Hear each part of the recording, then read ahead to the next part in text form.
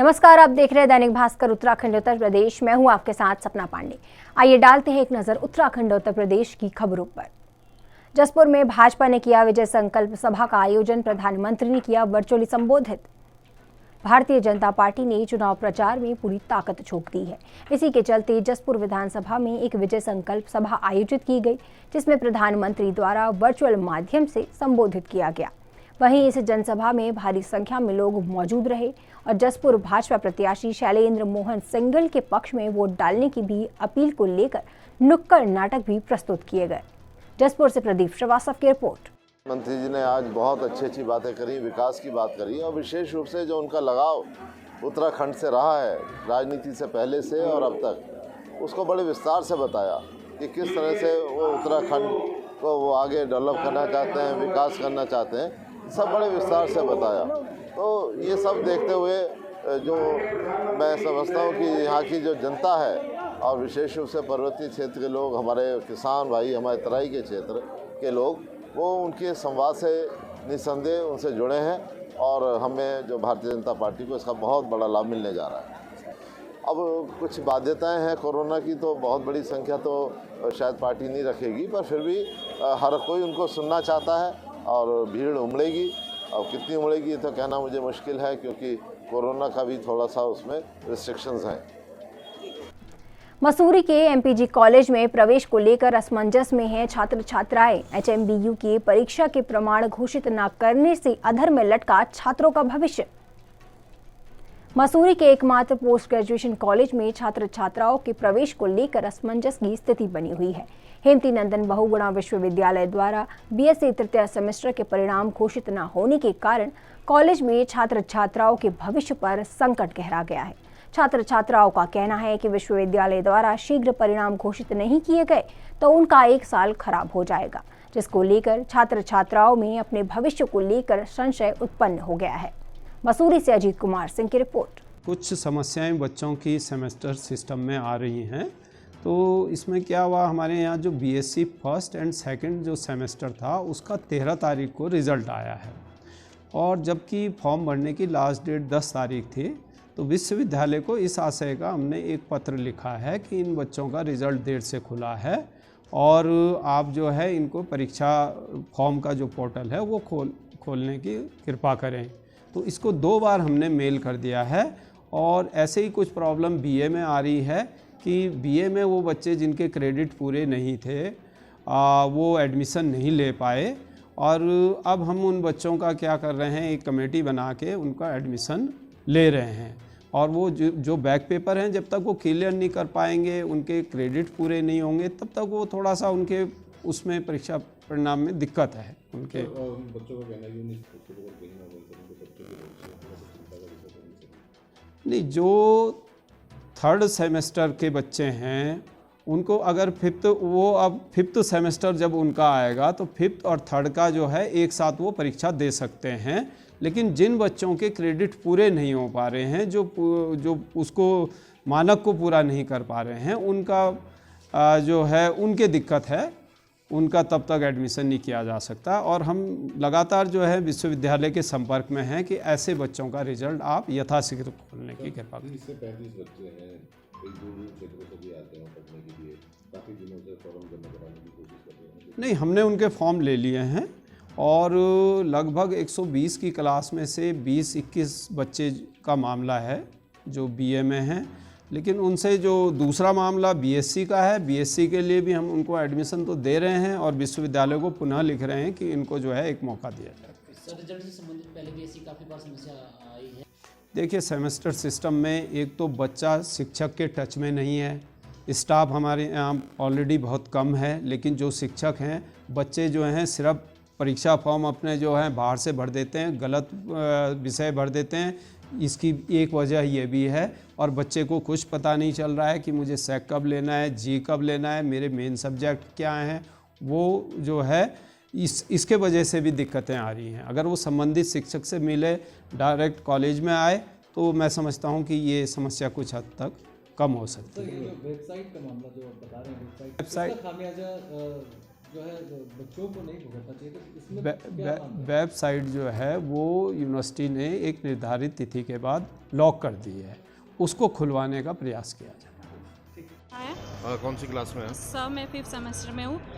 Sir जब हमारा 4th semester का रिज़ल्ट ही आउट नहीं हुआ तो हम 5th सेमेस्टर में एडमिशन कैसे लेंगे? हमारी यही है कि सर हमारी वेबसाइट नहीं खोल रहे हैं वहाँ से, और हम पर डे यहाँ पे कॉलेज आ रहे हैं। वैसे ही कोरोना कितनी सारी बीमारियाँ चल रही है, हम पर डे यहाँ पर कॉलेज आ रहे हैं और हमारा कोई भी प्रवेश पत्र यहाँ पर लिया नहीं जा रहा है। कोई कुछ बोलता है, कोई कुछ बोलता है। हमारी यही वो अपील है कि आप हमारा वहाँ से वेबसाइट खुलवा के, आप लोगों के माध्यम से हमारी वहाँ से वेबसाइट खुले और हम अपना फॉर्म सबमिट कर पाएँ। कुछ हमें कोरोना ने बर्बाद कर दिया है और कुछ हमें यहाँ से एडमिशन नहीं मिल पा रहा है। हम जैसे तैसे हमने फ़ीस भरी है और उसके बाद भी हमारा यहाँ से एडमिशन नहीं हो पा रहा है। तो हमारी यही है कि आप हमारी अपील वहाँ तक पहुँचाइए और हमारी वेबसाइट खुले और हम यहाँ से सब लोग एडमिशन ले पाएँ। जो एमपीजी कॉलेज है बहुत लंबे समय से इस बीमारी से जूझ रहा है। जो हमारे हेमती नंदन बहुगुणा विश्वविद्यालय में कार्य कर रहे हैं, मुझे लग रहा है वो भी सो रहे हैं। हमने उन्हें अभी कुछ समय पहले अभी कॉल किए, वो करते हैं हेलो और काट देते हैं। ये हमारे पास जितने भी आप पीछे मेरे छात्र छात्राएँ देख रहे हैं, ये 30 से 35 बच्चे हैं जिनका अभी तक कॉलेज में ना प्रवेश हो पाया है, ना ऑनलाइन एग्जामिनेशन फॉर्म भर पाए हैं। हेमती नंदन बहुगुणा वालों ने कभी वो उनका मन मर्जी चल रही है, बंद कमरों में वो अपनी नीतियाँ बना रहे हैं। एकदम से एग्जामिनेशन फॉर्म भरने की डेट लाई, वो लाई, चलो लाई तो लाई ठीक है, परंतु इनका रिज़ल्ट तो उन्होंने घोषित नहीं करा। किसी कारणवश इनके ग्रेड कम है, जिस कारण ये 4th सेम में 5th सेम में एडमिशन नहीं ले पाए। 4th सेम का इन्होंने रिज़ल्ट घोषित कर दिया है, कह रहे हैं, परंतु अभी तक यहाँ हमारे ऑनलाइन अपडेट नहीं हुआ है, जिस कारण इनका भविष्य खराब हो रहा है। इन्हें हमने प्राचार्य से भी बात की है, प्रत्येक माध्यम से हम बात करना चाह रहे हैं। हम चाह रहे हैं कि इनका केवल एग्जामिनेशन फॉर्म और भविष्य बच सके, साल खराब ना हो, परंतु किसी के सर पर जूं नहीं रह रही है। हमारे जो हेमती नंदन बहुगुणा कुछ विश्वविद्यालय के परीक्षा नियंत्रक हैं, वो सोए पड़े हैं। मुझे लग रहा है इलेक्शन में इस समय ज़्यादा जोरों शोरों से उनका काम चल रहा है, तो होश नहीं आ रहा है। परंतु आप देख सकते हैं इनका भविष्य कौन बचाएगा। कॉलेज प्रशासन से बहुत बड़ी आशा रखते हैं, परंतु यहाँ से भी हमें निराशा हो रही है। हम प्रत्येक दिन यहाँ कॉलेज में एकत्रित होते हैं, प्रवेश पत्र लेके आते हैं, जो कि आप सभी इनके हाथ में देख रहे हैं। इनका भविष्य जो इस बार अभी है, हमारे प्राचार्य से हमने बात की है, वो भी कह रहे हैं कि वो बिल्कुल निराधार निराशा हमारी कर रहे हैं, हमारी मांग नहीं सुन रहे हैं। तो हम बताइए, आप ही बताइए कि हम क्या करें। नहीं, इनके फॉर्म ही तो जमा नहीं हो रहे हैं। जब 4th सेम का रिजल्ट अभी तक घोषित नहीं हुआ है, उन्होंने एग्जामिनेशन फॉर्म भी भरवा दिए। 5th सेम के एग्जामिनेशन शुरू होने वाले हैं, अभी कुछ 1 हफ्ते बाद एग्जामिनेशन शुरू होने वाले हैं जो 5th सेम के हैं। और यहाँ पर जितने भी बच्चे खड़े हैं, छात्र छात्राएँ खड़े हैं, वो 5th सेम के और 3rd सेम के हैं। जब इनका एग्जामिनेशन फॉर्म नहीं भरा, प्रवेश नहीं हुआ, तो ये पेपर कैसे देंगे। आगे किस तरह की रणनीति रहेगी आपकी अगर ये प्रशासन के फॉर्म जमा नहीं करते? देखिए, हम चाहते हैं कि पहले तो ये काम हमारा हो जाए और जल्द से जल्द हो जाए। यदि हमारी मांग नहीं होती तो हम एसडीएम महोदय के पास भी जाएंगे और डीएम महोदय के पास जाएंगे। क्या पता वो डीएम या एसडीएम महोदय की बात तो सुने, उन्हें तो दूरदर्शी ना करें। और हम आपके माध्यम से निवेदन करना चाहते हैं, हमारे मसूरी के जो एसडीएम हैं या हमारे जो डीएम हैं, कि आप हमारी मांगों को सुने। सर, आप हमसे एक बार यहाँ आके एमपीजी कॉलेज में आके ज़रूर मिलें और इन मांगों को थोड़ा विशेष तौर पर लें, ताकि इन सभी का भविष्य बच सके और ये अपने एग्जामिनेशन फॉर्म भर सके। जसपुर पहुंचे दिल्ली के कैबिनेट मंत्री राजेंद्र पाल गौतम। प्रत्याशी यूनुस चौधरी के लिए डोर टू डोर जनसंपर्क कर आपको वोट करने की अपील। विधानसभा चुनाव नजदीक आते ही सभी पार्टियां पूरे दमखम के साथ प्रचार प्रसार में जुट गई हैं। जसपुर विधानसभा क्षेत्र में आम आदमी पार्टी भी चुनाव प्रचार में कोई कसर नहीं छोड़ रही है। आम आदमी पार्टी लगातार जनसंपर्क और जनसभाएं करती नजर आ रही है। तो वहीं आम आदमी पार्टी के दिल्ली के कैबिनेट मंत्री राजेंद्र पाल गौतम आज जसपुर विधानसभा पहुंचे और आम आदमी पार्टी के प्रत्याशी यूनुस चौधरी के लिए डोर टू डोर जनसंपर्क किया और लोगों से आम आदमी पार्टी के पक्ष में वोट डालने की अपील की। जसपुर से प्रदीप श्रीवास्तव की रिपोर्ट। तो हम एक तो जाति और धर्म की राजनीति नहीं करते, हम आदमी की काबिलियत देखते हैं। और डॉक्टर यूनुस जी बहुत काबिल व्यक्ति हैं। मुझे लगता है कि अगर हम काबिल लोगों को मौका नहीं देंगे तो वो भी अन्याय होगा। और वो भी बात सही है, रिप्रेजेंटेशन भी मिलना चाहिए। तो हम तो रिप्रेजेंटेशन भी दे रहे हैं और काबिल व्यक्ति भी दे रहे हैं। तो ये तो मैं समझता हूँ क्षेत्र की जनता के लिए बहुत ही अच्छी बात है कि उनको एक काबिल जुझारू कर्मठ व्यक्ति मिला है।